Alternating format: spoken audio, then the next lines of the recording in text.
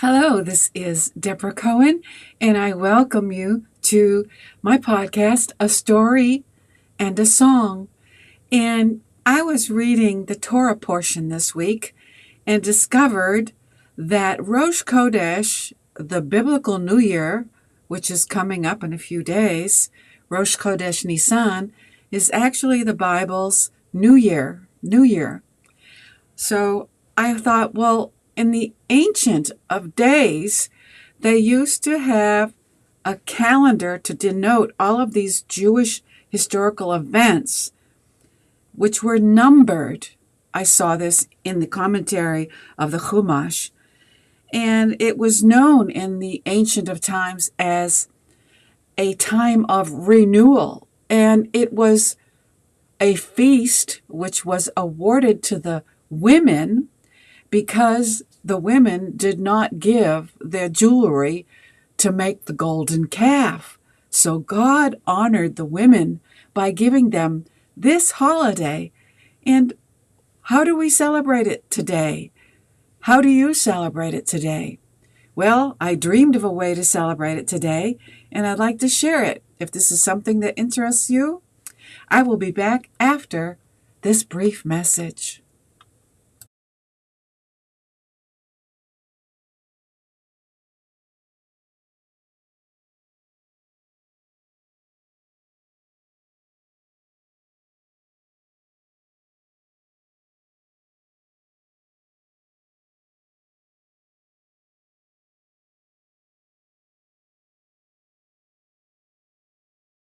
לך דודי לקראת כלה, בני שבת נקבלה. לך דודי לקראת כלה, בני שבת נקבלה. שמור וזכור בדיבור אחד,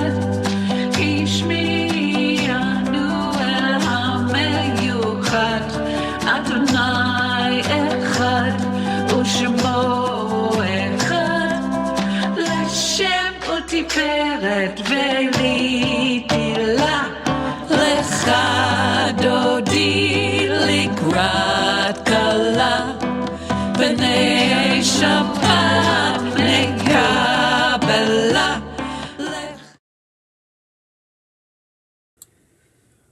Okay, so I am back. This is Deborah Cohen, and technical difficulties happen sometimes, and we just go with the flow of things. So if you are watching, again, this is Deborah Cohen, and I want to talk to the women, but also to the men. But the women are responsible for creating meaningful events for Rosh Chodesh, and specifically starting with Nisan, which is coming up. If I look at my calendar, April 8th, I believe, in the evening, or the 9th. Actually, April 9th is Nisan 1, Nisan. And so, it's a way to get together and pursue God in a higher plane, meaning connecting with, wooing in the bride of Shabbat. Who is that? The Shekinah. The Shekinah. Are you even familiar with the word? Are you familiar with the feminine aspect of God? This is something to get excited about. And we can not only renew ourselves on the new moon, but also the family of God. Your kalal, your congregation, have circles, prayer circles for Rosh Chodesh. And so this is something that has come into my mind even now as we speak. So let me share with you first something about a definition of Rosh Chodesh, because we'll start at the beginning for people that want to have these Rosh Chodesh circles at their congregation or home. This is a book by Arthur Green. I'm just going to share page 252 as an introduction for those of you who don't know what Rosh Chodesh is. It's the beginning of the Hebrew month. It is celebrated for either 1 or 2 days, depending on calendrical calculations. The Hebrew calendar being a lunar one Rosh Chodesh is the day or days when the first new moon appears. So we're talking about that little tiny crescent sliver. Ah, yes. Now, I've looked at the moon and never heard anything about this in any previous churches, synagogues, Baha'i faith, whatever I went to, Islam even. Never heard anything about this. But it makes perfect sense that the Hebrew calendar, it marks all of this history of the Jews. And if you don't even use the lunar calendar, then you miss so much. Not only Jews, but other people don't know about Jewish history because we don't use the calendar, which denotes all of these events. So let's bring back Rosh Chodesh. The middle of the month, the date when several festivals occurs, is the day of the full moon. Okay, but the new moon is the tiny sliver because that's when she comes back. I'll call the moon a she because some people associate the moon with the Shekinah. And I'll read that later if we have time about the truth of the Shekinah. In Bible times, Rosh Chodesh was celebrated as a holiday. That's what I'm talking about, ladies. Let's bring this holiday back into your congregation. It was celebrated as a time of sacred assembly and special sacrificial rites. Well, of course, we don't have a temple today, so we don't do the sacrificial rites. But today, a sacrifice is praise. And how many people use their soul voice to sing to God without making excuses about why you don't sing? So these are still reflected in the liturgy for Rosh Chodesh, but any real sense of celebration of the day has been lost. The new moon did, however, come to be known as a time for women to express their piety, perhaps because of the long-standing feminine symbolic association with the moon and the lunar cycle. And unfortunately, the only thing I've ever heard in my whole life about the association of the moon with women is that women tend to be a little crazier during the full moon because of the pull of gravity or whatever. I don't know. Have you heard that? You can put it in the chat. I think I have YouTube chat open, but I don't see Instagram chat, unfortunately. Okay, so it has thus become traditional for unusually pious women to avoid work on this day. Another reason to know about this festive biblical holiday, as much as they would on any festival. Okay, I still work, but things will change as we grow. And don't you know that we're here to learn until we take our last breath? So people, each and every one of us, don't know it all. That is one of the things that makes it so exciting about learning and living. In recent years, feminist circles have adopted Rosh Chodesh as a time for special meetings and women's celebrations. Are you listening? If you're listening as a woman, listen on, listen on. The Kabbalists view the new moon as a time of relief from danger. The monthly diminishing of the moon, until it finally comes out of sight. Now, let me read that again. I'm getting so excited, I'm running ahead of myself. Excuse me, please. Okay. The monthly diminishing of the moon until it is finally out of sight recalls an ancient legend about God punishing the moon because she wanted to rule equally with the sun. Sounds like a child's book to me. The moon is taken to be the Shekinah. The Shekinah. The reason I sing is because I have a spiritual encounter every time I do with the Shekinah. I don't feel the presence of the Shekinah in a performance. That's a different thing. Entertaining people is, you may or may not still have a place with the Shekinah, but performing becomes more about paying attention to the people that are listening in the audience than it does to singing to God. There's a big difference, big difference. And the voice that sings to God is different from the performing voice as well. Okay. The moon is taken to be Shekinah, and her disappearance reflects her subjugation to the forces of evil. a condition that God is said to regret and mourn. The moon's reappearance at Rosh Chodesh is thus a time for rejoicing and hope for that day when she will no longer be diminished. So that's why I'm so happy, because Rosh Chodesh Nisan is coming up. The first of Nisan is Tuesday, April 9th. So mark your solar candle. Oh gosh. Hello? Knock, knock. No. Mark your solar calendar if you don't know that the lunar festival of Rosh Chodesh Nisan is Tuesday, April 9th. Okay. Redemption will mean that Shekinah will no longer vanish from view and that God's presence will be felt and seen throughout the universe. And that means for all peoples, all nations. When God comes in the end times, whoever you believe your God to be, we shall all see one day who is right. Okay. All right, so let me go on a little bit more with information. If you're listening and you're interested in the Jewish aspects of the Rosh Chodesh, Nisan 1 is also known as Rosh Chodeshim, meaning the beginning of months, because this month in the Bible is actually New Year's Day, not January 1st. January 1st or December 31st is New Year's for the secular world. But in the Bible, if you are a Bible student, you need to know, whether you're a Jew or a Christian, that the new year is Nisan 1.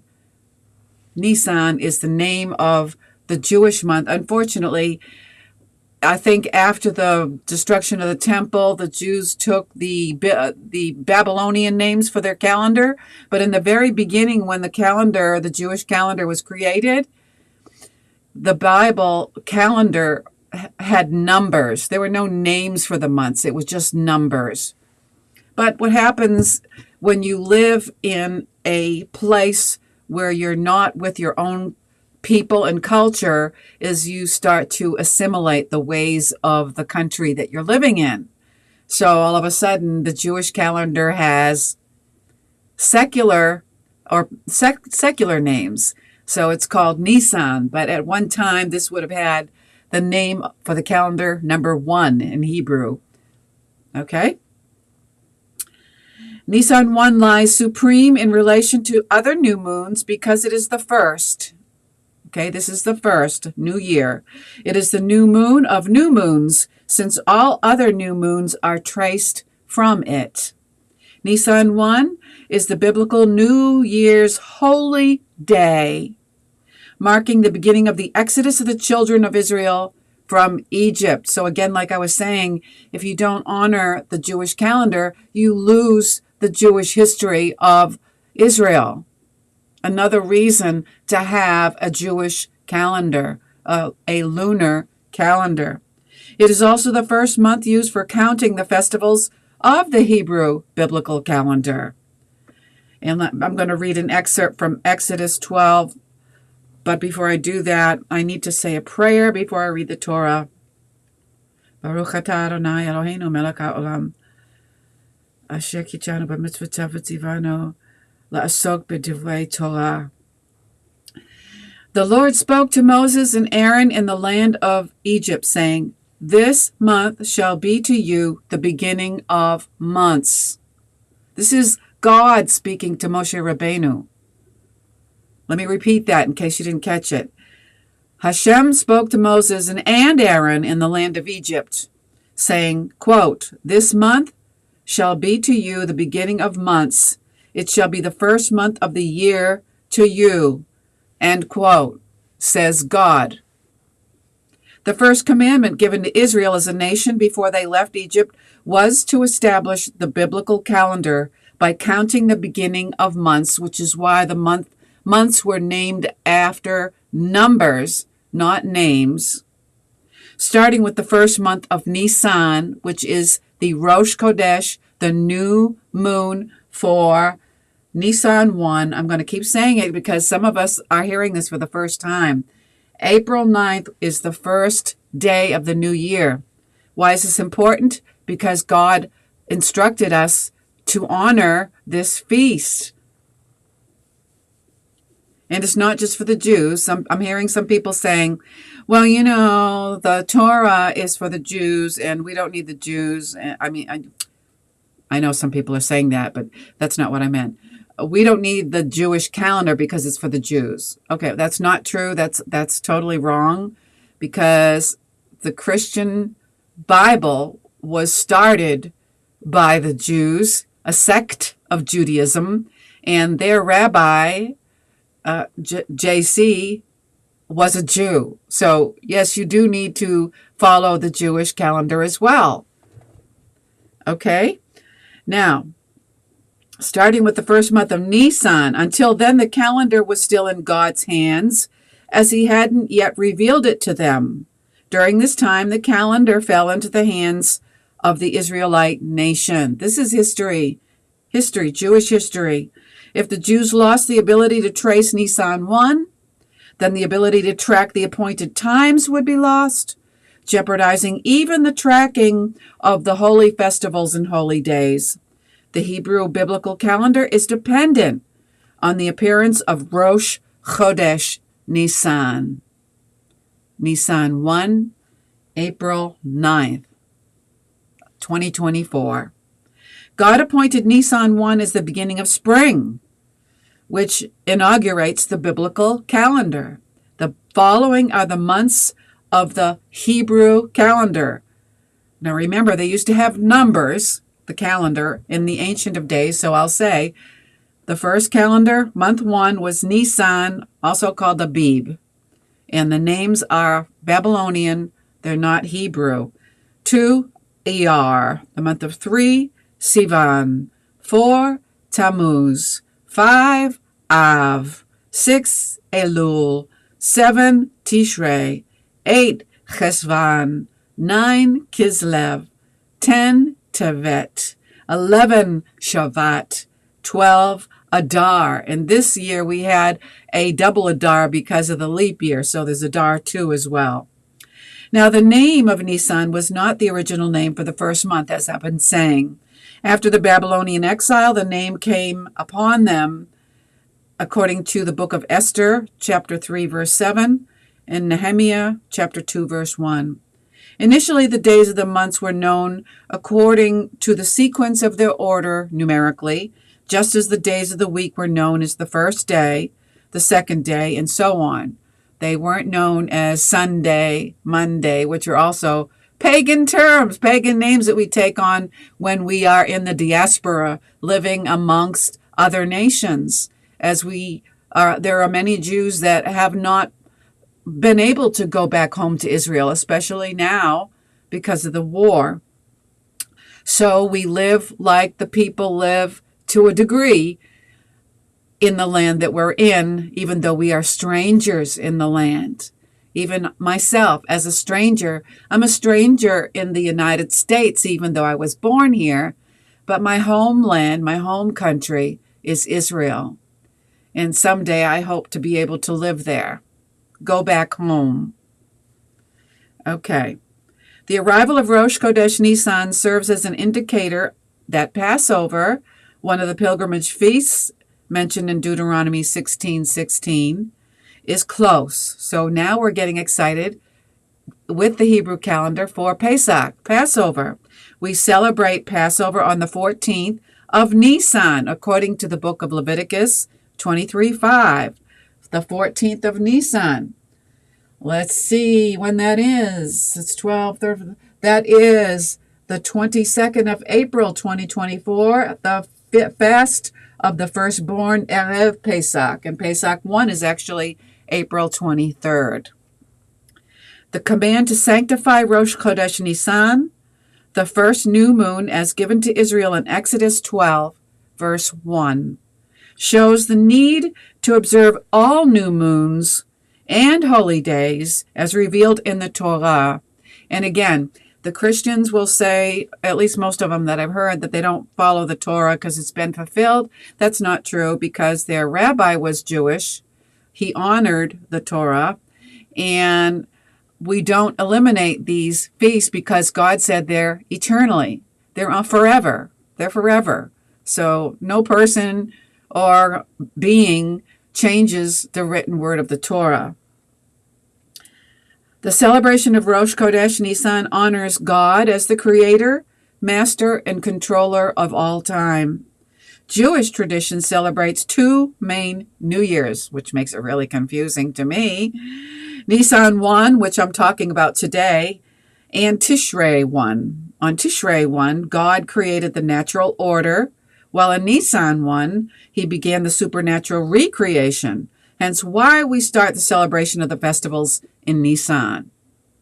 Nisan 1 is the biblical and truthful New Year, unlike January 1st in the secular Gregorian calendar.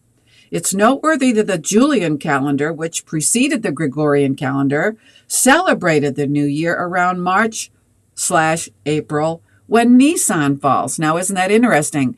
The Julian calendar honored the Jewish calendar, but then it was changed to the Gregorian calendar, which is what we use now in the United States. Interestingly, the tabernacle, the temporary temple, was completed and inaugurated on Nisan 1. Now that just blows my socks off. I mean, amazing. And it's written in Exodus 42, if you don't believe me. Aaron and his sons were anointed and washed to serve in the priesthood. The children of Israel began to bring their offerings to the priests from that day. So what I'm saying about Nisan 1, about the calendar, about Rosh Chodesh, the new moon, the moon of moons is coming up. And for us women that want to create these gatherings and honor God with a feast, just a party or a meeting at home, or ask your leaders if you can have a certain night or day of the week in the congregation to gather amongst your people and study more about all of this. So before I share with you, by the way, did you know that every month the Jews celebrate Rosh Chodesh with the reading of Psalm 104? How many of you actually even do that anymore? It's the Psalm 104 is printed in my Siddur, but I don't hear anybody in any congregation I've been in recite Psalm 104 together to honor the new moon. We need to bring these things back because we love God, don't we? We love God. We want to do what pleases him. And so, we find all these things that got lost over time and we bring them back because God says so. I mean, why not? Who wants to please God today? Raise your hand. I do. You can put it in the chat. I do, yes. And even if you don't believe in God, it's still wonderful to get together with your people and celebrate and learn. So let me close before I'm going to share my recording of Psalm 104 so you can actually, if you've never heard it before, I've got the lyrics printed on the video so you can ask God to show you what you could do to celebrate and make the new moon festival more significant to yourself and to others. The Shekinah. Why? Because if you're pursuing a spiritual walk, which again, many people that I am around, they don't want to hear anything about spiritual stuff because they think it's woo-woo stuff. Ooh, don't talk to me about that woo-woo. I'm like, but don't you know that we're a physical being with a spirit inside? Don't you know that what you're looking at is my physical self? But inside of me, God sees the spirit of us, the spirit which the Shekinah communicates with. Let me tell you about the Shekinah. There are women libbers out there that protest because God is written as a he, so they have to go out and make their own feminine version of the Bible so they can feel equal. But let me tell you, you don't need to do that because there is a feminine aspect of our Creator, the Shekinah, that is already written in there, but she got buried somewhere with all the doctrines of men. So let's resurrect the Shekinah. There are meetings called Shekinah Rising. Yes, Here it is. This is again from Arthur Green, page 33. Shekinah is the indwelling presence of God in this world. It is the divinity we may experience when enthralled by the beauties of nature, in deep encounter with another human being, with their soul, neshama, or alone in moments of stillness, whenever the heart is open. Is your heart open? Judaism claims that this encounter may also take place in the context of sacred study. Two who are together and study Torah, the Shekinah abides in their midst. And that it is also has a moral dimension. Shekinah is to be found in human acts of justice and compassion. Shekinah is the later term that replaces the biblical word kavod, or Kevod, the glory of God, kavod. The synonym for kavod is Shekinah. I know a lot of Christians still call the Shekinah glory. It becomes a mystical, out there kind of, whoa. Some people say they see sparkling gold in the glory. Well, I've never seen it. I'm not knocking it because, God still does miracles, but you're not talking about it, the glory. You're talking about her, the Shekinah, the Shekinah. It is never seen as a separate deity or part of God, who is one, echad, and indivisible. Shekinah is God insofar as God is manifest in this world, which is unfortunately some people call the manifestation an it. Shekinah has a special attachment to the temple site in Jerusalem. It is said that the divine presence, when wandering into exile with Israel, never fully departed from the remaining western wall, the Kotel Ma'aravi. Nevertheless, wherever Israel was exiled, the Shekinah was exiled with them. So you don't have to go to Israel to be with the Shekinah. She is everywhere. The presence of God may be revealed and embraced anywhere in the world. One more paragraph. Kabbalistic tradition sees Shekinah as the 10th of the Sephirot, the link between the hidden God and lower worlds. Now we're getting really deep, but this is valid. In Kabbalistic writings, especially those stemming from the Zohar, which is a wonderful book I recommend, Shekinah is described primarily in feminine terms, as the bride of the Blessed Holy One and the queen of the universe. Their sacred marital union, which is in fact a reunion, since they are originally one, becomes the goal of all religious life. As Kabbalists perform the commandments, they dedicate their actions to the union of the Blessed Holy One and His Shekinah, in love and in fear, in the name of all Israel. The reunion of male, M-A-L-E, and female, F-E-M-A-L-E, within the Godhead is understood as the restoration of harmony to the entire universe, allowing the flow of divine presence to become fully manifest throughout the world. So can you see now that why it's important to have these spiritual meetings for Rosh Chodesh every month to renew the reunion of the Shekinah with the Godhead, the Holy One, our Creator? Yes, not as a separate entity, as one, echad. Just like there are parts of us, the physical part of ourselves, the spiritual part of ourselves. That's an analogy, but not the same. But we do have the sparks of God within us, and when we sing to God with the Shekinah, we are illumined. We become awakened to the spiritual realm of who we are. The soul within each one of us has a voice that wants to sing. And some of us have bought the lie that we don't have a voice, we cannot sing, you don't want to hear me, whatever, get the hook. That's the physical part of who you are. It's not your soul song. Everyone has a built-in soul song compartment in there, and you have to activate it. But if you don't know anything about it and you have no place to practice the singing of your soul, then it's dormant, shrunken, and you are more physical than spiritual. Out of balance. It's not your fault. Everybody, this is why I'm excited about these new moon meetings, ladies. I hope you heard the whole thing. If you didn't, watch the replay from the beginning. But where? Somebody said where. Okay, where? Either on my YouTube channel. The handle is at Jewish Rock. What is it? Jewish Rock Music, I think. I get that mixed up with Jewish Rock Radio.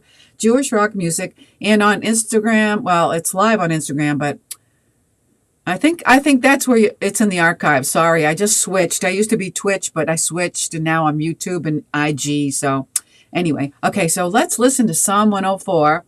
And this is my recording, but I want you to pay attention to the words and see if you can maybe close your eyes in your mental TV and imagine after what you just heard, what would be the picture of you honoring Nisan 1, the biblical New Year, and subsequent lunar months for God, to please God.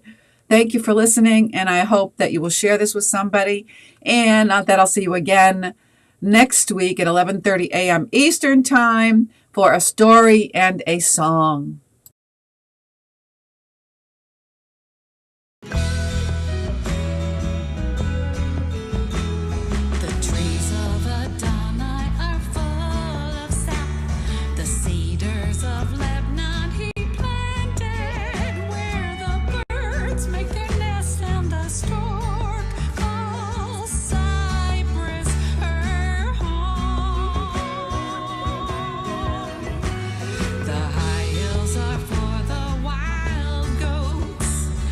Cliffs are